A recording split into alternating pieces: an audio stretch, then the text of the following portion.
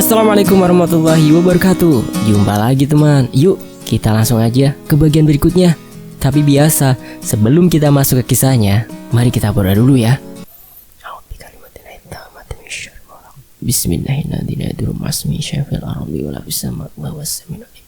Allahumma sholli ala sayyidina Muhammad sallallahu alaihi wasallam. Oke teman-teman, kita masuk ke ceritanya.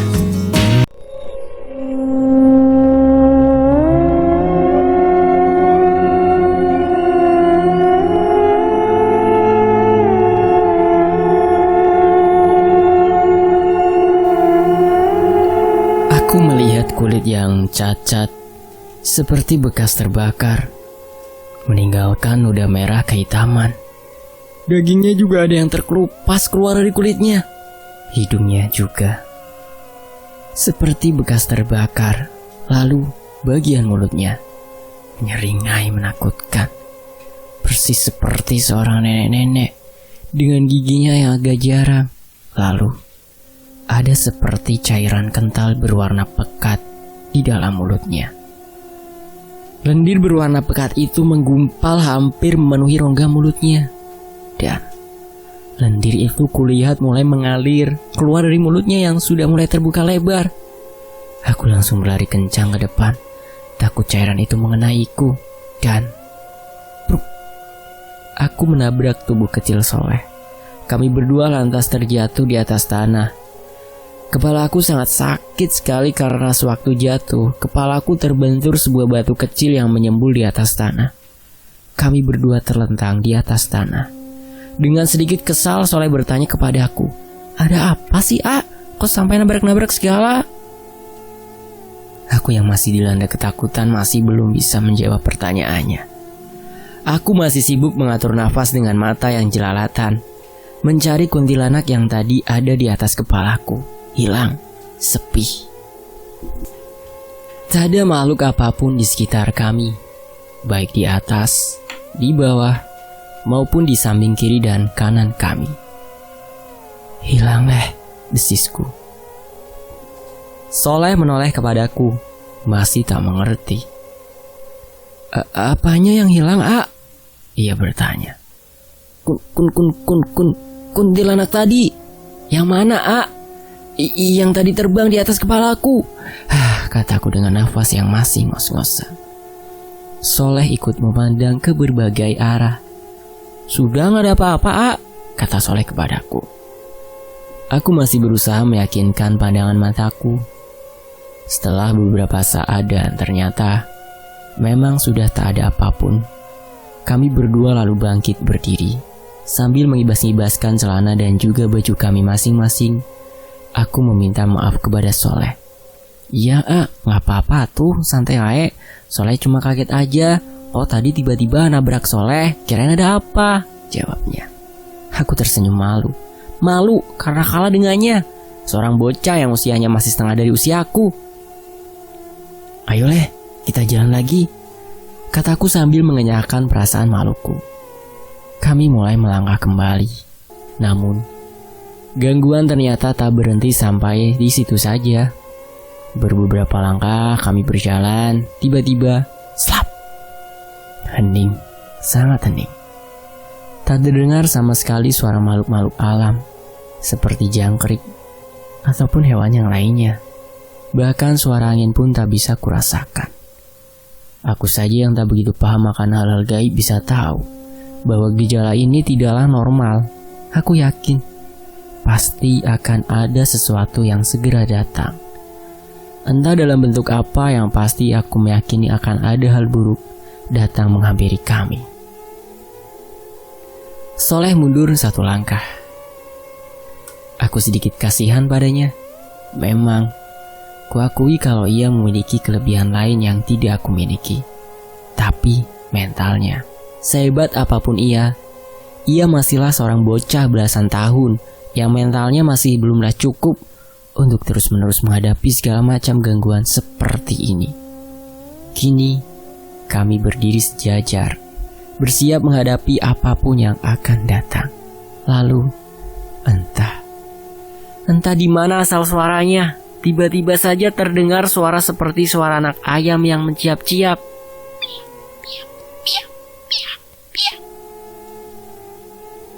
Suara itu terdengar sangat dekat dengan lokasi kami berdua berdiri. Asu! Aku mengumpat di dalam hati. Aku langsung teringat akan cerita bapakku sewaktu beliau masih muda. Bapak pernah bercerita bahwa pada saat ia masih muda, saat itu ia sedang meronda keliling kampung di dekat pekuburan. Dan saat itu ia mendengar suara anak ayam yang entah dari mana asalnya. Beliau berkata kepadaku, "Nang, jika suatu saat kamu mendengar suara anak ayam di tempat dan waktu yang tidak sewajarnya, Bapak minta kamu harus hati-hati. Siapkan diri kamu untuk lari. Tanda-tanda kamu harus lari adalah jika suara anak ayam itu terasa menjauh." Saat itu aku heran lalu sempat berkata, "Lawong suaranya menjauh. Ngapain juga kita harus lari? Bukannya malah tenang. Karena artinya sesuatu itu sudah pergi menjauh." Bapakku menggelengkan kepalanya. "Justru sebaliknya, Nang. Kalau suara itu menjauh, artinya si pemilik suara makin dekat. Tapi kalau suara anak ayam itu mendekat, artinya si pemilik suara itu menjauh." Aku saat itu hanya mengiyakan saja nasihatnya hingga kejadian ini menimpaku. Aku menahan tubuh Soleh. Aku memberinya isyarat agar diam tak bersuara. Mata lalu ku pejamkan, berusaha berkonsentrasi mengukur jarak posisi kami dengan suara anak ayam itu. Masih jauh, kataku dalam hati. Aku lalu membuka mata dan berbisik ke telinga Soleh. "Jalan keluar dari kebun masih jauh gak, Leh?" tanyaku. Soleh menggeleng. "Enggak jauh lagi, sekitar 50 meteran lagi lah. Kalau kita jalan lurus mengikuti jalan setapak ini, terus belok di tikungan depan itu, maka kita akan langsung keluar dari kebun Abah," jawab Soleh sambil menuju ke arah depan. Aku melihat samar-samar di dalam gelapnya malam jalan setapak kecil yang kemudian berbelok ke kanan. Lumayan juga jaraknya. Tapi tak akan memakan waktu lama bila aku dan Soleh segera berjalan. Palingan 5 menitan kami sudah sampai di luar kebun Abah ini. "Ya sudah, kalau gitu biar saya aja yang jalan di depan, kamu jalan di belakang," kataku kepada Soleh. Aku merasa kini saatnya aku harus membuang rasa takutku.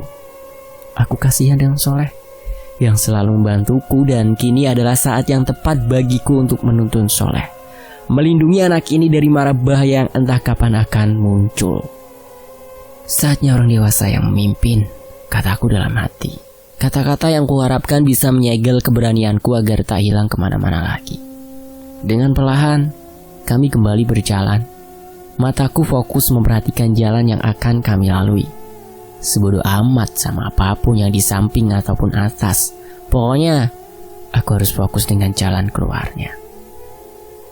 Aku menggandeng tangan Soleh karena aku berpikir bahwa dengan cara ini maka Soleh akan merasa terlindungi, sehingga mentalnya yang tadi down akan segera bangkit lagi. Dan alasan yang lainnya adalah agar aku merasa tak sendirian.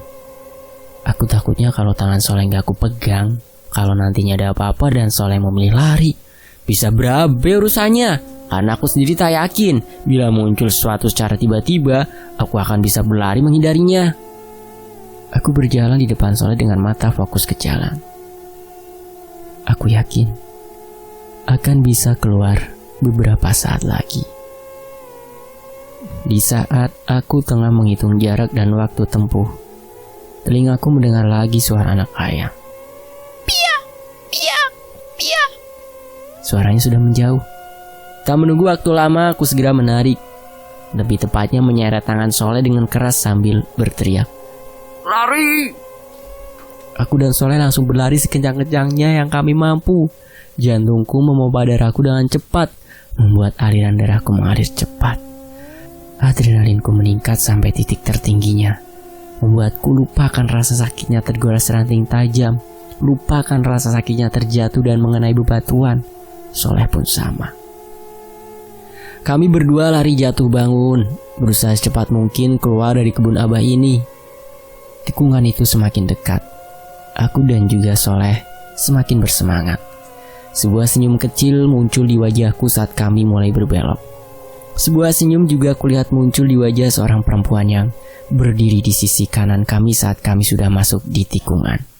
Senyum yang langsung merenggut senyum di wajahku dan membuatku dan Soleh berhenti berlari. Kami berdua berdiri tegak mematung, tepat di samping perempuan cantik bermuka pucat. Kedua kakiku terasa dipantek di depan itu. Tak bisa kugerakkan sama sekali. Otak dan pikiranku sadar.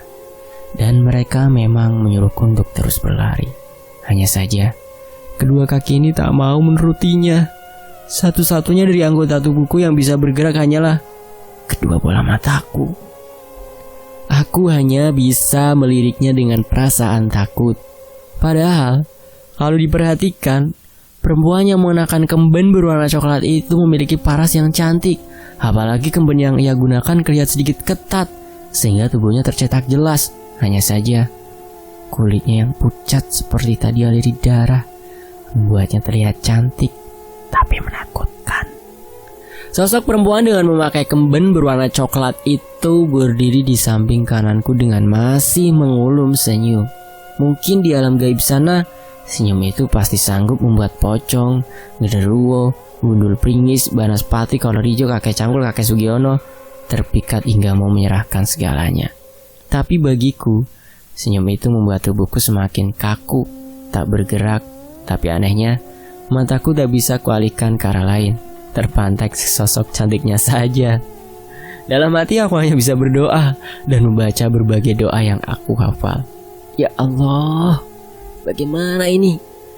Saya belum sempat membantu Abah menyembuhkan istri saya di sana. Abah, tolong saya, Abah. Aku mencoba bermunajat kepada kekuasaan Allah. Aku juga berserah diri, pasrahkan takdirku, karena aku yakin semua ini sudah ada di garis yang telah Allah tentukan. Aku hanya bisa menggenggam erat tangan Soleh ketika perempuan itu perlahan mendekat, bukan berjalan, melainkan melayang di atas tanah. Tangannya perlahan terangkat sebatas dada, lalu dengan lembut jari-jari itu meraba pinggangku. Ya, aku bisa merasakan sentuhan fisik sosok ini saat jari-jarinya menyentuh pinggangku. Lebih tepatnya di saku jaketku, di mana di sana ada daun bambu yang dibutuhkan Abah. Perempuan itu tersenyum, yang kalau menurutku lebih menyeringai, sambil menepuk-nepuk saku jaketku. Jaga baik-baik daun ini, karena banyak makhluk halus lainnya menginginkannya. Sebuah suara halus terdengar entah dari mana, karena aku melihat bibir perempuan ini tidak bergerak sama sekali. Tapi entah kenapa, aku merasa yakin kalau suara itu adalah milik perempuan pucat ini. Tiba-tiba, dari arah belakangku terdengar suara menjerit sangat keras. Suara itu sendiri kalau kalian ingin bayangkan seperti ini. Bayangkan kalau kalian sedang memakan buah jambu yang agak berair di mulut dan sambil mengunyah, terus kalian langsung menjerit sekencang-kencangnya. Maka akan ada suara seperti tersedak di sana. Pokoknya hampir mirip seperti itulah suara jeritan malam itu. Seketika aku menoleh ke belakang. Soleh juga berbuat hal yang sama denganku. Tapi segera ku dengar sebuah suara lembut yang masuk ke pikiranku. Jangan hiraukan suara itu, nak. Pergilah segera, karena gurumu sangat membutuhkan daun itu. Lebih tepatnya, isinya. Aku berpaling ke perempuan pucat di sampingku. Ia masih tersenyum. Senyum yang menurutku gak banget dah. Perempuan itu lalu mengelus kepalaku dan juga kepala Soleh, dan anehnya tubuh kami seperti bisa digerakkan kembali. Perempuan itu mengangguk. Beliau lalu melayang menuju sumber suara yang menjerit tadi. Aku memandang Soleh. Ayo, katanya. Kami berdua lalu kembali berlari dan terakhir kami melompati sebuah pematang dan hap. Alhamdulillah, kami keluar dari kebun Abah. Untuk catatannya, nantinya akan banyak penjelasan dari Abah kenapa sampai kami mengalami semua kejadian ini. Ini juga kenapa seolah-olah Soleh tak takut dengan pocong yang ada di belakangku. Kami berdua bernafas lega. Plong sekali rasanya. Tapi kami tak boleh terlalu lama terus berdiri di sini. Takut terjadi apa-apa. Kami lalu memutuskan segera kembali ke rumah Abah. Di sepanjang perjalanan pulang, aku dan Soleh terus berdiam diri, saling membisu. Aku saat itu sambil berjalan, terus memikirkan peristiwa apa saja yang sudah kami alami. Sebuah peristiwa yang baru seumur hidup aku alami. Menegangkan, bahkan terlalu menegangkan bagiku. Bertubi-tubi aku diperlihatkan dengan sesuatu yang baru pertama kali kulihat secara langsung. Mulai dari kuntilanak, pocong, sampai suara anak ayam yang tiba-tiba aja terdengar di tengah malam. Dan tentu saja, perempuan berkamben coklat yang terakhir kami temui di tikungan tadi. Aku tak habis pikir, apakah perempuan itu sebangsa makhluk halus jahat atau baik? Apakah dia membantu kami atau bagaimana? Aku masih tak tahu. Nanti pasti akan kutanyakan kepada Abah, gumamku dalam hati. Selama perjalanan pulang, aku dan Soleh hanya bercakap-cakap sekedarnya saja. Lidah kami seperti terlalu kaku untuk digerakkan. Cahaya lampu rumah Abah mulai terlihat. Kami berdua mempercepat tempo berjalan kami. Pakaian yang kami kenakan sudah kotor belepotan tanah dan lumpur di sana-sini. Seragam kerjaku pasti sudah bau dan kotor, meskipun ditutupi jaket. Aduh, sedikit aku mengeluhkan hal itu. Karena jujur aja, aku emang udah mengira bahwa tugas ini tidak akan semudah itu, hanya mengambil daun bambu dan pulang. Tapi, aku sungguh tak menduga bila kesulitan itu ternyata amat sangat sulit. Kalau tidak dengan bantuan Soleh, entah aku akan berhasil atau tidak menyelesaikan tugas ini. Di saat kami memasuki pekarangan belakang rumah Abah, Soleh tahu-tahu berbelok menuju pondokannya. Aku langsung menyentuh pundaknya. "Duleh, gak ikut saya ketemu sama Abah?" tanyaku. Soleh menggelek. "Nanti saja, Soleh mau mandi dan ganti baju dulu. Gak enak ketemu Abah dengan pakaian seperti ini," jawabnya. Aku mengerti dengan alasannya, karena sesungguhnya aku pun berpikir demikian. Tapi aku sama sekali tidak membawa baju cadangan, karena pakaian yang aku kenakan pun adalah pakaian kerjaku. "Oh ya sudah kalau gitu, nanti saya akan ceritakan sama Abah kalau Soleh udah ngebantu saya buat nyari daun bambu ini," kataku. Tapi sebelum Soleh berbalik dan pergi, aku segera teringat akan sesuatu. "Oh ya Leh," kataku. Soleh terdiam menunggu perkataanku selanjutnya. "Waktu kamu ambil daun ini, kamu pakai tangan yang mana?" Soleh langsung menunjukkan tangan kanannya. "Pakai tangan kanan, jawabnya. "Bagus," kataku sambil memberikan jempol. Soleh tersenyum senang. Ia lalu berpamitan untuk masuk ke pondokannya. Aku memandangi kepergian Soleh sampai ia menghilang masuk ke dalam pondokannya. Memandangi punggung kecilnya yang di dalamnya tersimpan sebuah keberanian yang besar, melebihi keberanian yang kumiliki. Tapi aku mencoba menghibur diri sendiri. Toh di saat-saat terakhir, aku juga bisa melindungi Soleh loh, kataku dalam hati. Aku tersenyum sendiri. Lalu, tak menunggu lama aku segera melangkahkan kakiku ke tempat Abah menunggu. "Assalamualaikum," salamku ketika aku sudah berdiri di depan pondokan. Abah yang saat itu tengah duduk bersila dengan mata terbejam, segera membuka matanya dan menjawab salamku. "Waalaikumsalam. Alhamdulillah mas akhirnya datang juga," jawab Abah seraya mempersilahkanku untuk masuk. Aku agak segan untuk naik ke pondokan itu, karena tubuhku yang masih kotor dengan tanah ini. Abah lalu seperti tersadar dengan keadaanku. Sambil tersenyum, ia berkata kepadaku, Mas mandi aja dulu. Pakaian ganti sudah Abah persiapkan di dekat ruangan buat sholat. Di situ ada sarung sama baju koko Abah. Mas pakai aja." Aku segera mengangguk. Kulihat posisi istriku masih melayang 1 jengkal di atas papan lantai pondok dengan mata terpejam. Seketika kesedihan sedikit merasuk ke dalam diriku demi melihat keadaannya. Sungguh besar sekali cobaan yang kau terima, sayang, desahku dalam hati. Aku lalu mulai berbalik dan melangkahkan kakiku. Tapi Abah kembali berkata, "Mas, daun bambunya keluarin dulu, sini kasihkan ke Abah. Soalnya daun itu kalau sampai masuk kamar mandi, maka tuah dan penghuninya akan menghilang. Kembali ke tempat Mas menemukannya." "Hah? Beneran, Bah?" tanyaku. Abah mengangguk. Tanpa bertanya lagi, aku segera mengeluarkan daun itu dari saku jaketku. Kemudian daun itu aku serahkan kepada Abah. Aku menaiki pondokan itu dengan berjinjit. Setelah dekat dengan Abah, daun itu segera aku angsurkan. Abah menerimanya. Kulihat Abah memperhatikan daun itu dengan seksama. Setelah merasa yakin bahwa daun itulah yang ia inginkan, Abah lalu mengangguk. "Terima kasih, Mas. Mas sudah bersusah payah mengambil ini. Terima kasih juga sama Soleh yang udah ngebantu Mas," kata Abah. Dan Abah seperti baru ngeh kalau aku datang sendirian. "Duh, Mas, Solehnya mana?" tanya Abah. Aku segera menjelaskan kepada Abah jika Soleh ingin mandi dan berganti pakaian dulu. Setelah bersih dan rapi, baru datang ke pondokan ini. Abah mengangguk-angguk.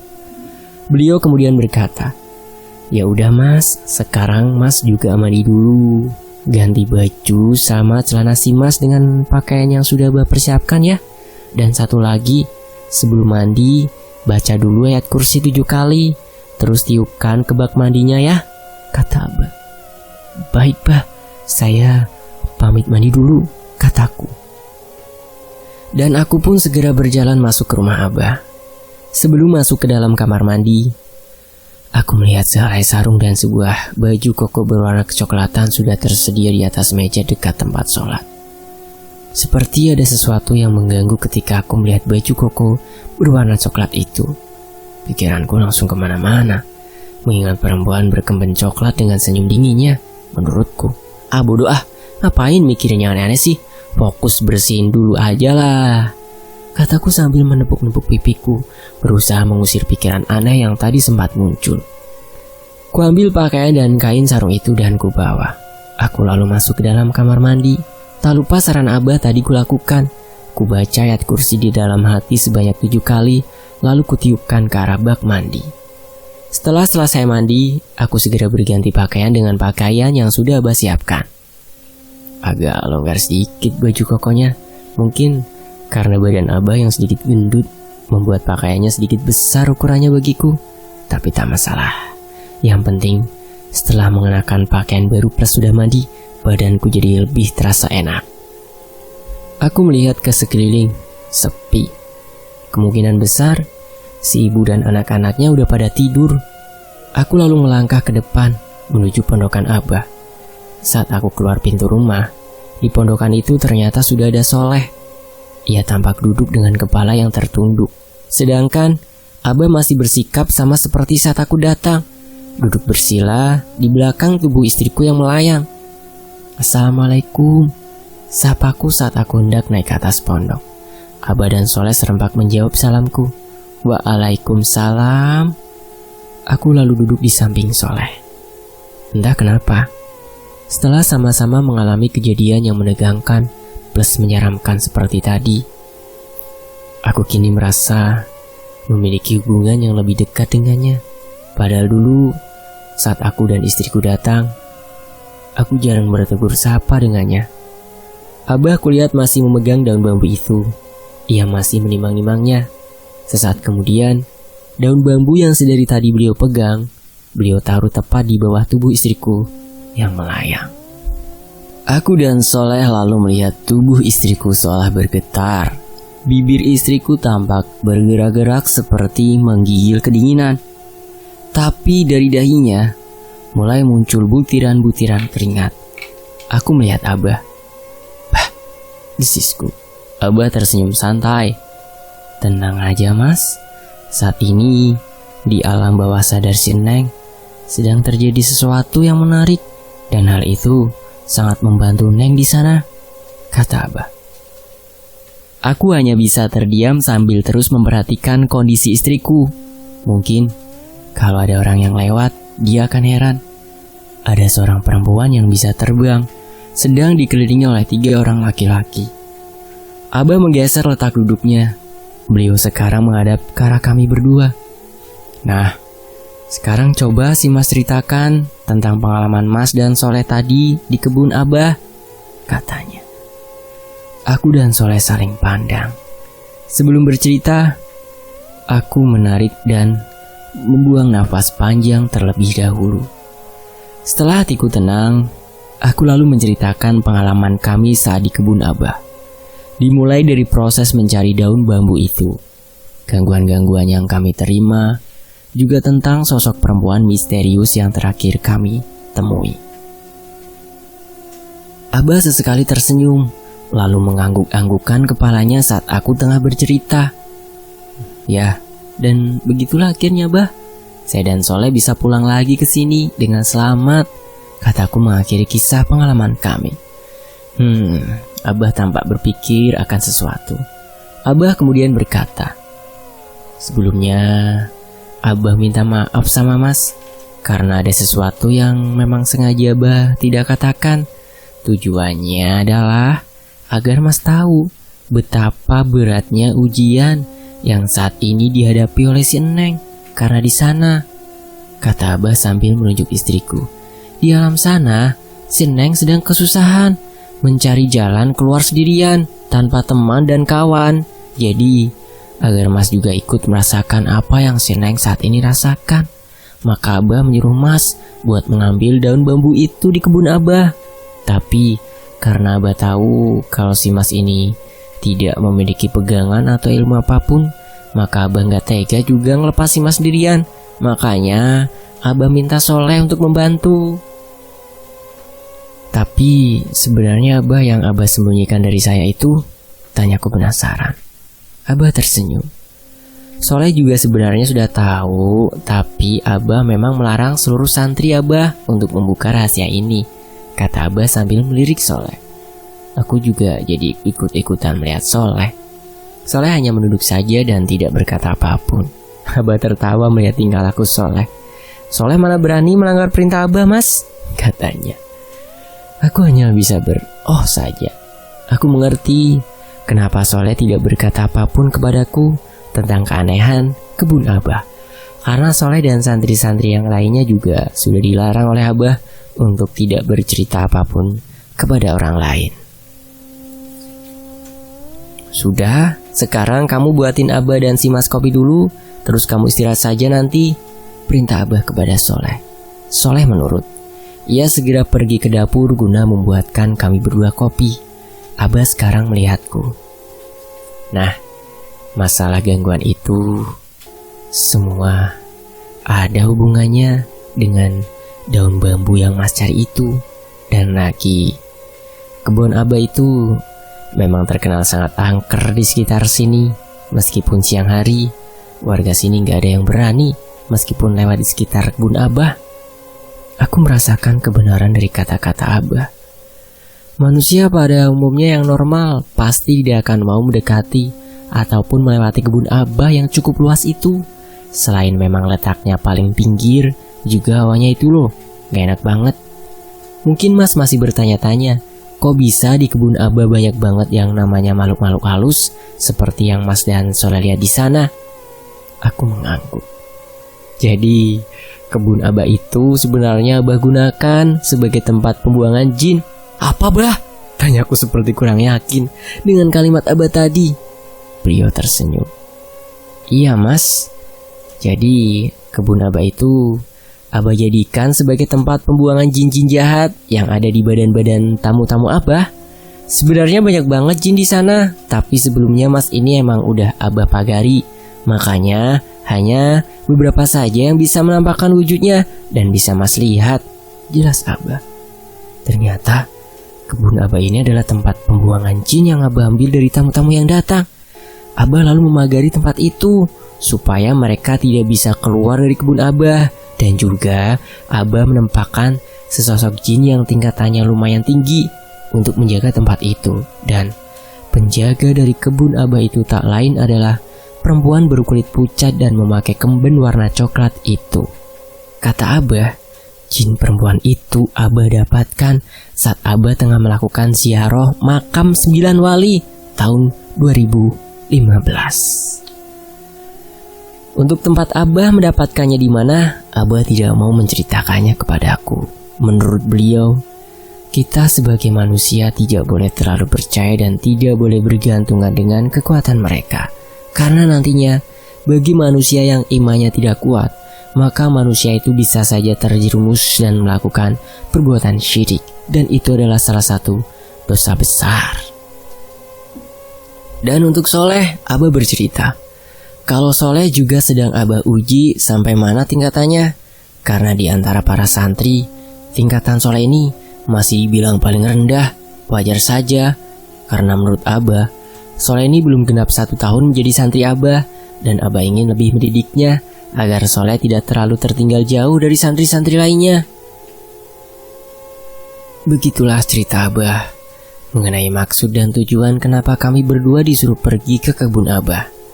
Tujuan Abah menyuruhku ke sana adalah agar aku juga mengetahui betapa beratnya keadaan istriku di alam sana.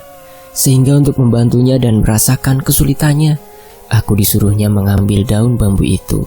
Sedangkan untuk Soleh, Abah memiliki tujuan agar Soleh bisa secepatnya mengejar ketertinggalannya dari para santri lainnya.